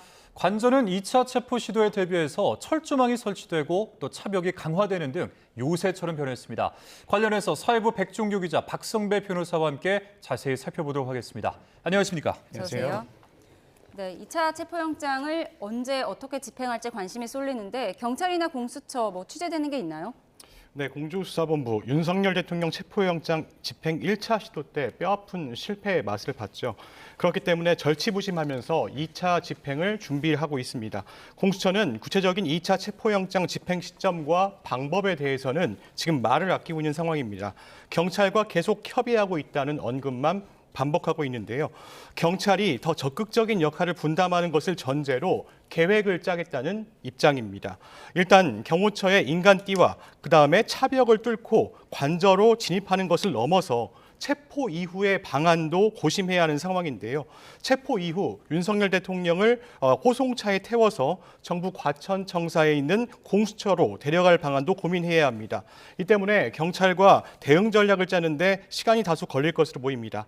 다만 이번 주 안으로 2차 영장 집행이 이루어질 것이다, 이런 전망이 나오고 있습니다. 네, 어떻게 준비를 할 것이냐, 또 윤 대통령 측에서는 어떻게 이 대응 전략을 짜느냐, 이런 부분들이 계속 주목이 모아지고 있는데, 자, 오동훈 공수처장이 어제 법사위에서 2차 집행, 마지막 집행이라는 비상각오로 준비하겠다, 이렇게 밝혔습니다. 자, 관련해서 녹취 듣고 계속 이야기 이어가도록 하겠습니다. 2차 영장 집행이 마지막 영장 집행이라는 그 비장한 각오로 철두철미하게 준비해서 2차 집행에 대해서는 목적을 달성할 수 있도록 공조본 차원에서 최선을 다하겠고, 그런 부분에 대해서 최선을 다하겠습니다. 네, 철두철미하게 준비하겠다, 이런 내용이었습니다. 강경 대응할 거라는 전망이 나오고 있는데 방식은 어떻게 될까요? 일단 공수처와 경찰 사이의 갈등 구도가 변수로 보입니다. 공수처는 이번에 성공을 못하면 조직의 존립 자체가 위태로워질 수 있다는 위기감이 큰데요. 반면 경찰 내부에서는 체포에 성공하더라도 공은 이제 공수처가 갖고 갈 것이다, 이런 우려가 있습니다. 경찰은 기동대와 특공대, 장갑차, 헬기 등 특수장비 투입에 일거에 제압하는 방안도 이제 안팎에서는 거론이 되고 있습니다. 하지만 특공대 투입은 대규모 유혈 사태로 이어질 수 있고요. 나중에 책임론도 제기될 수가 있습니다. 그렇기 때문에 경찰이 이게 쉽게 내밀 수 있는 카드는 아닌 것으로 보입니다. 자칫 국가기관 간 충돌이라는 전례 없는 상황에 유혈 사태까지 이제 터질 경우 걷잡을 수 없는 사태로 치달을 수 있다는 분석도 나오는데요. 공수처와 경찰, 이제 사람이 다치는 유혈 사태 등을 벌이지 않고 반드시 체포영장 집행에 성공해야 하는 큰 숙제를 떠안고 있는 상황입니다. 예. 1차 체포영장 실패하고 또 경찰에 떠넘기는 모습까지 보이면서 공수처가 망신을 당했는데 법조계 평가는 어떻습니까? 이제 공수처 존폐 위기를 고민해야 할 시기다 이런 비판도 나오고 있더라고요. 이미 공수처 무용론이 크게 대두되고 있고 2차 체포영장 집행에도 실패하면 폐지론이 크게 대두될 것 같습니다. 2차 체포영장 집행마저 실패하면 3차 체포영장 청구는 받아들이지 않을 가능성이 상당히 높습니다. 이때부터는 불구속 기소로 가닥을 잡아야 할 것 같습니다. 체포도 수사의 일환입니다. 체포도 강제 수사라 피의자 신분과 체포를 따로따로 진행하는 수사기관은 존재하지 않습니다. 적절하게 체포영장도 집행해야 할 뿐만 아니라 체포영장을 집행한 이후에는 피의자 신분도 제대로 진행해야 할 텐데 현재 공수처 역량상 윤 대통령을 상대로 피의자 신분을 적절하게 진행할지 의문을 제기하는 시각도 상당히 많습니다. 지난 1차 체포영장 집행 당시가 비교적 조건이 용이했습니다. 군과 경찰 등 경비를 담당하는 인력들이 협조해 주는 등 상당 부분 용이한 조건 하에서도 1차 체포영장 집행에 실패를 했는데 2차 체포영장을 앞두고서는 현장 상황이 더 어려운 상황입니다. 무엇보다 영장 집행은 공수처가 직접 진행한데 범죄 예방과 진압을 담당하는 경찰의 적극적인 협조를 받아야 할 것 같습니다.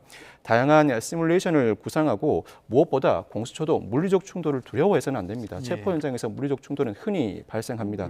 큰 불상사가 발생하지 않아야 하는데 역설적이게도 큰 불상사가 발생하지 않으려면 단호한 법 집행이 선행되어야 합니다. 예.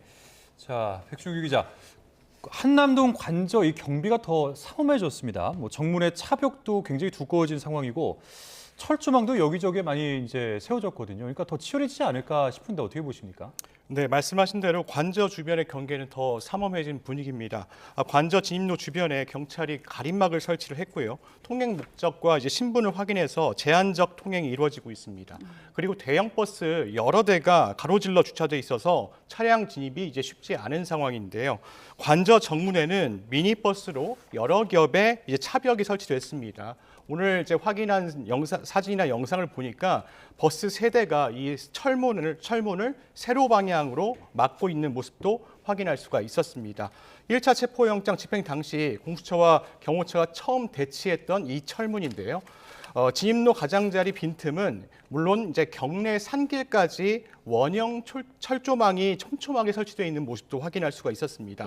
이제 관저 안의 모습까지 확인하기는 어렵지만 2차, 3차를 넘어서 저지선 경계도 강화됐을 것으로 예상이 됩니다. 이제 관저를 지키는 경호처가 영장 집행 저지 입장을 굽히지 않고 있기 때문에 2차 집행에 나서는 공수처와 경찰의 대치는 더 격해질 수밖에 없을 것으로 보입니다. 예, 1차 체포영장 집행 때 경찰이 경호처에 인력에 밀렸다, 뭐 100명 대 200명이었다 이런 얘기도 나왔잖아요. 네. 그래서 이제 이번에는 경찰이 대테러 부대도 동원할 것이다. 그리고 인력도 뭐 2,800여 명을 투입하겠다 이런 보도까지 나오더라고요. 네. 정치권이나 경찰 내부에서도 경찰 특공대나 장갑차 등 특수 차량을 투입해야 한다는 목소리도 있긴 합니다. 다만 경찰 내부에서 실제 이제 특공대 투입 여부에 대해서는 회의적인 입장입니다. 이제 경찰 특공대 설립 목적이 공공안전과 이제 테러 방지이기 때문에 체포영장 집행에 이제 투입할 경우에 목적에 어긋난다는 이제 평가가 나오기 때문입니다. 또 경호처와의 대치 중에 유혈 사태가 발생할 우려도 제기되기 때문인데요. 특히 경찰은 특공대는 도저히 치안 유지가 안 될 때 최종적으로 투입하기 때문에 영장 집행에는 나서기 힘들다는 분석이 많다 이렇게 보고 있습니다. 이제 신병 확보도 중요하지만 적정한 절차에 의한 과정도 중요하기 때문인데요. 이 때문에 이제 광역 수사를 맡는 형사 기동대가 2차 영장 집행에 투입될 가능성이 높다는 분석이 나오고 있습니다. 형사 기동대는 시도경찰청과 경찰서 강력팀 인원들로 구성되어 있는데요. 보통 일선 경찰서 수사 인력으로 감당하기 힘든 사건을 광역수사 단위로 수사하기 위해 마련되어 있는데 서울경찰청 소속만 200여 명에 이르고요. 전국 이제 43개 권역에서 1,300여 명이 활동을 하고 있습니다. 경찰 특수단은 역시 이 사안을 이제 논의하고 있는 상황입니다. 예, 뭐 이렇게 그러니까 양측에서 뭔가 사전에 만반의 준비를 하는 듯한 그런 모습들이 잡히면서 뭐 구체적인 이 시나리오도 조금 흘러나오는 것 같아요. 보니까 2박 3일이고 3박 4일이고 계속 이 현행범을 체포하면서 이 저지선을 무너뜨리는 뭐 그런 방식들도 거론되는 것 같은데 이런 것들이 법적으로 문제가 없습니까? 오랜 기간에 걸쳐서 현행범 체포를 이어나간다거나 경찰 특공대 장갑차 동원 이야기도 나오고 있는데 예. 굳이 경찰 특공대 등을 투입할 필요가 있는지는 근본적인 의문이 제기됩니다. 물론 체포 현장에서는 한 명의 피의자를 검거하기 위해서 4명 정도의 경찰이 투입됩니다. 그 이유는 4명 정도의 경찰이 투입되어야 피체포자가 저항 의지를 꺾고 순순히 응하는 경우가 많고 저항한다고 하더라도 그 누구도 다치지 않고 안전하게 체포할 수 있기 때문입니다. 예. 경호처 인력들이 대거 동원된다면 그 수 이상의 상당히 많은 경력이 동원되어야 하겠고 여기에 차벽을 치고 있는 버스를 드러내 길을 열기 위해서 중장비 정도는 동원될 수 있습니다. 그렇지만 그 이상의 예. 경찰 특공대와 장갑차 등을 동원하는 것은 다소 지나친 감이 없지 않아 있습니다. 사실 경호처 인사들을 체포영장 집행 과정에서 저지할 경우에 즉각적으로 현행범 체포를 해나간다면 손쉽게 체포영장의 집행이 이루어질 가능성이 높습니다. 대외적인 공표와 달리 적어도 경호처 직원들은 법원이 발부한 영장을 집행하는 현장에서 이를 저지하다 죄가 성립할 가능성이 상당히 높다는 인식을 가질 수밖에 없고 공무집행 방해죄가 성립할 수 있다는 경고와 예. 현장에서 실제 공무집행 방해죄로 현행범 체포하는 사정은 그 차원을 달리합니다. 눈앞에서 경호처 고위 관계자나 일부 인사들이 현행범 체포되기 시작하면 쉽사리 무너질 가능성이 상당히 높습니다. 만약 내부적으로 큰 충돌이 벌어진다거나 체포영장 집행이 지지부진하다면 경찰 특공대 투입도 거론해 볼 수 있습니다만 사태 초반부터 투입 가능성을 거론하는 것은 다소 과한 측면이 있고 경호처가 무기를 사용할 가능성을 우려하는 시각들도 상당히 많습니다. 그렇지만 이 가능성은 현실화되기 상당히 낮습니다. 그러면 이제 그 지나쳐 보인다라는 게 위법 소지가 있다라는 말씀을 하시는 건가요? 위법 소지까지를 거론하기는 어렵습니다. 체포영장과 수색영장은 이미 발부된 상황으로 예. 보이고 체포영장을 집행하는 과정에서 공무집행 방해가 존재할 때 그 사태를 예방하고 현행범 체포를 하는 과정에서 장비가 동원될 수 있습니다. 법적으로 명시적인 하자는 존재하지 않습니다만 행정법의 일반 원칙에 비춰볼 때 과잉금지 원칙에 반할 소지가 있어 보인다는 취지입니다. 경호처가 무기를 사용할 가능성도 지극히 낮아 보이는데 만약 실제로 경호처가 무기를 사용함으로써 공수처나 경찰 누구든 다치기라고 한다면 이때는 상황은 급반전됩니다. 헌정사상 법원이 발부한 영장을 집행하는 과정에서 무기를 들이대고 그로 인해 영장을 집행하는 수사기관이 다치는 경우가 발생하는 경우는 극히 드물었고 그 즉시 곧바로 관련 인사들은 모조리 구속될 가능성이 상당히 높습니다. 예. 경호처 직원들에 대한 체포에 대해서 짚어봤는데 얼마 전에 여당 의원들이 대통령 관저 앞으로 몰려가지 않았습니까? 40여 명 정도가 됐었는데 국회의원은 불체포 특권이 있잖아요. 만약에 국회의원이 막아선다면 국회의원들도 현행범 체포할 수 있습니까? 국회의원은 회기 중 불체포 특권을 보유하고 있습니다. 지금 임시회가 반복적으로 열리면서 회기일 때도 있고 회기가 아닐 때도 있는데 그와 무관하게 관저 앞에서 몸으로 막아 세운다면 국회의원도 체포할 수 있습니다. 국회의원은 불체포 특권을 보유하고 있지만 현행범인 경우에는 예외입니다. 즉 관저에서 몸으로 막는 행위는 일종의 공무집행 방해 현행범인 만큼 법적으로 국회의원을 체포하는 것 자체는 충분히 가능합니다. 그렇지만 수사기관 입장에서는 국회의원과 물리적으로 충돌하는 것 자체의 부담을 느끼다 보니 되도록이면 국회의원들이 현재하지 않는 시점을 택해 영장 집행에 나설 것으로 전망됩니다. 예. 자, 이런 가운데 윤 대통령 측 변호인단 중 한 명이죠. 윤곽금 변호사가 오늘 언론에 나와서 이런 주장들을 했습니다. 자, 뭐라고 했는지 직접 듣고 와서 출연 이어가겠습니다. 불법적인 어떤 수사나 사법 절차에 대해서 이를 용인하거나 여기에 응하는 것은 굉장히 나쁜 선례가 될 수 있고 체포영장 집행이나 수사와 관련해서는 우선 기소를 해라. 아니면 뭐 사전영장을 청구해라. 그러면 법원 재판에 응하겠다는 입장입니다. 네, 조금 전에 들어온 속보부터 전해드리도록 하겠습니다. 검찰 비상계엄 특별수사본부가 조지호 경찰청장과 김봉식 서울청장을 구속 기소했다는 속보가 들어와서 전해드립니다. 두 경찰 수장이었죠. 조지호 경찰청장과 김봉식 서울청장은 수사기관끼리의 수사 경쟁이 이루어지던 당시에 경찰이 먼저 신병을 확보했었고요. 지금 검찰이 수사를 넘겨받아서 이어가고 있었는데요. 조금 전에 구속한 상태로 재판에 넘겼다는 속보가 들어와서 전해드립니다. 더 자세한 소식은 들어오는 대로 전해드리겠습니다. 네, 저희 윤갑근 변호사 이야기 듣고 왔는데 여러 가지 내용들이 있었습니다. 핵심이 뭡니까? 네, 윤석열 대통령 측은 체포영장 집행이나 수사와 관련해서 차라리 기소를 해라. 아니면 사전구속영장을 청구해라. 그러면 법원 판단에 응하겠다 이런 입장입니다. 그리고 기존 입장대로 이제 공수처에 내란죄 수사권이 없다. 체포영장 불법 청구도 마찬가지다 이런 입장을 밝혔습니다. 그러면서 다만 이제 법원에서 진행되는 절차에는 응한다는 것인데요. 또 법원도 서부지방법원, 서울 서부지방법원에서 나오는 것은 응하지 않겠다. 이렇게 밝혔습니다. 관할 없는 서부지방법원의 영장 발부에는 도저히 수용할 수 없다고 강조했는데요. 공수처의 관할은 서울중앙지방법원인데 예외적으로 주거지 기준으로 청구할 수 있는데 그것은 오히려 청구되는 피의자 측의 이제 사정을 감안해서 하는 것이다 이렇게 주장했습니다. 그러면서 다른 공범들도 다 전부 중앙지방법원에서 영장을 청구하거나 이제 기소를 했는데 왜 유독 대통령에 대해서만 서부지방법원에서 영장을 청구하고 발부했냐?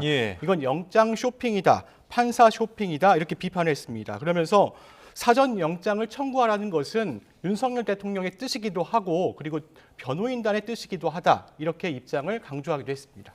서부지방법원에서 발부된 영장에는 응하지 않겠다 이런 내용인데요. 그렇다면 공수처 입장에서 대통령 측이 이렇게 주장한다고 해서 서부지법 영장은 취소하고 다시 중앙지법에 영장을 청구할 가능성은 없잖아요. 법조계에서는 이런 주장 어떻게 보고 있습니까?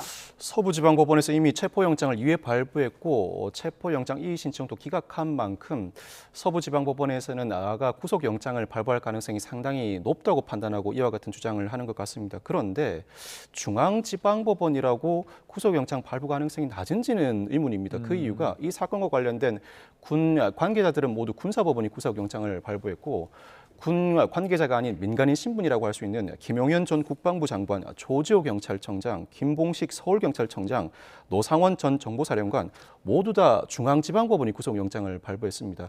과연 중앙지방법원이라고 구속영장 발부 가능성이 낮을지 상당히 의문이 제기됩니다. 특히 체포영장을 서울중앙지방법원에서 발부받으면 응할 의사가 있다는 의사도 밝혔는데 이 주장은 공수처가 받아들이기 매우 어렵습니다.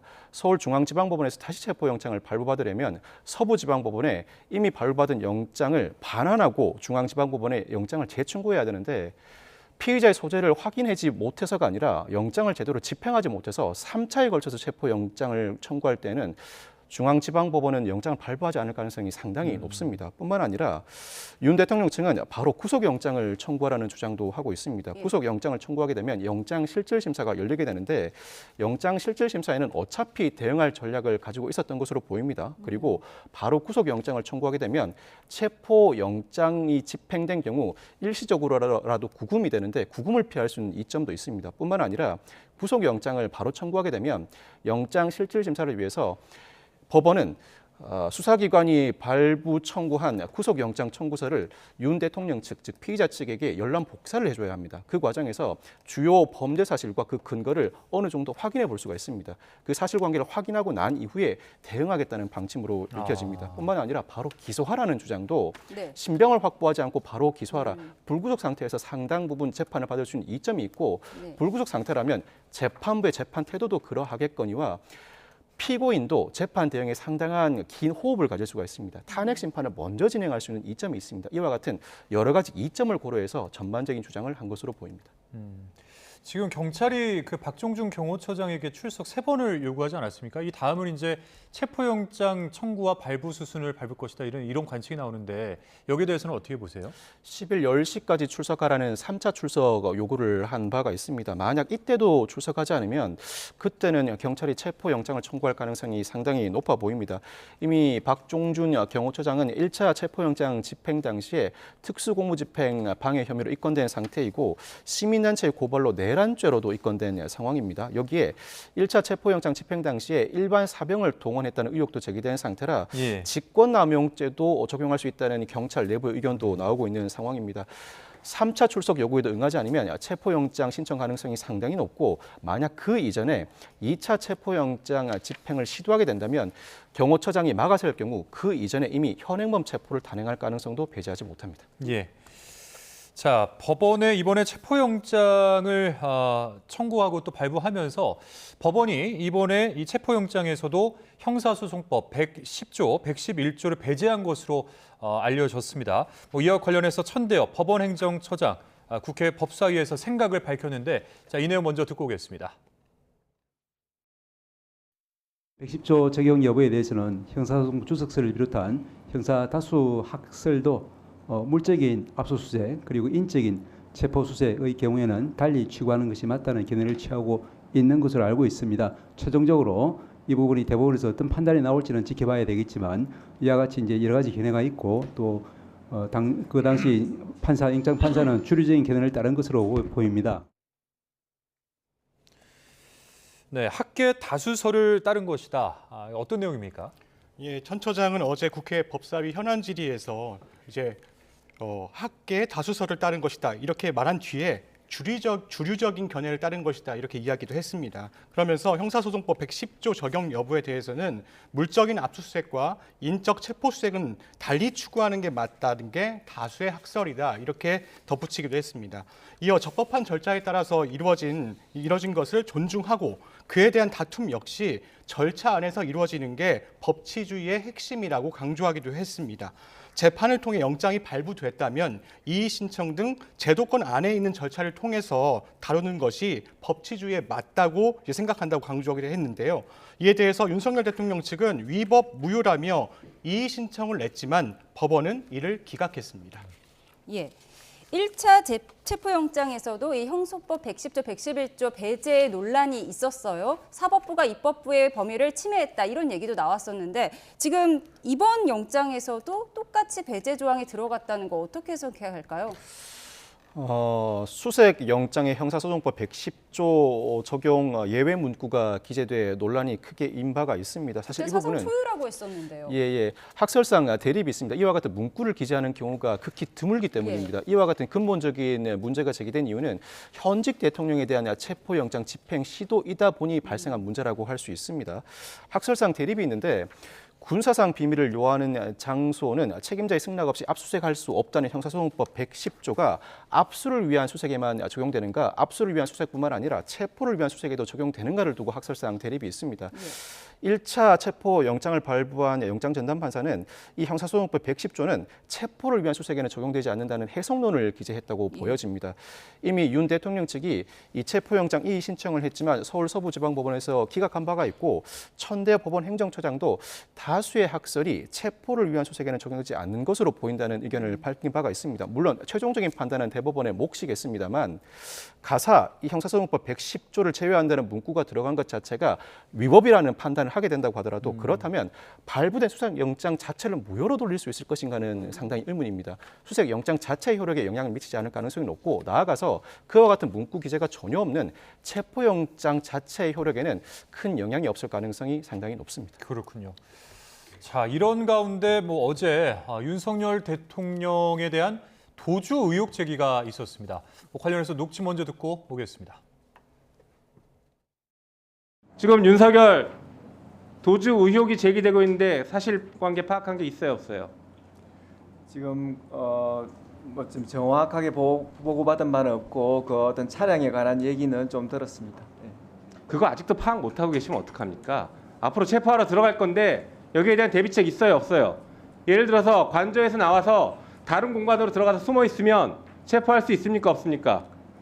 그런 부분에 대한 보고를 들었고 종합적으로 고려해서 저희들 종합적 고려가 아니라 체포하러 들어갈 수 있냐고요. 도주로 보시면 저 뒤쪽으로 가면은 합참 공간이 또 있습니다. 합참 공간은 벙커 있다고 하고요, 지하에.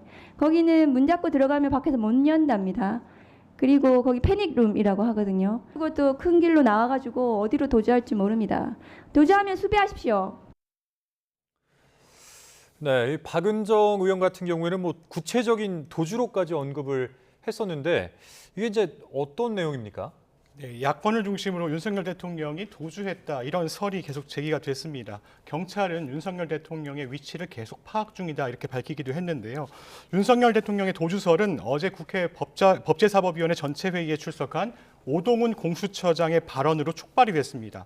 오동훈 공수처장은 윤 대통령이 관저에 있느냐는 민주당 박범계 의원의 질문에 정확하게 보고받은 것이 없고 말씀드릴 것이 없다 이렇게 말했습니다.